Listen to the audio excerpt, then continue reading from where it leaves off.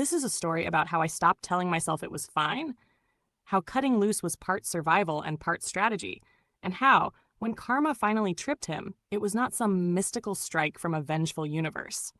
It was the consequence of choices and the meticulous undoing I set into motion. Not to destroy him for the sake of destruction, but to reclaim myself and show him he could not make a life out of other people's shrinking. Jonah's control was surgical. He never yelled. He never physically slammed doors.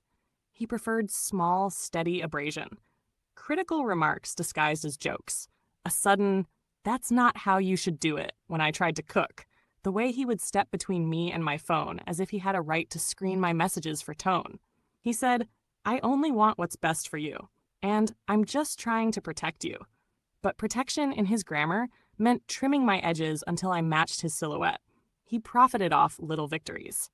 If I wanted to go out with friends, he'd text 3 supportive thumbs up emojis.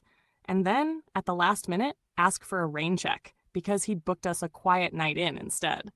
If I protested, he'd sigh like a wounded martyr. If I balked further, he'd call my friends behind my back and say things like, "She's under a lot of stress. Maybe give her some space."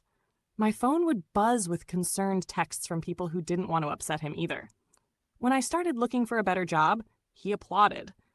Then asked me to delay interviews because we had plans. When I booked a weekend trip with my sister, he suddenly remembered an old friend arriving from out of town who needed our guest room. He staged generosity that was always a way to bend my calendar into his favor.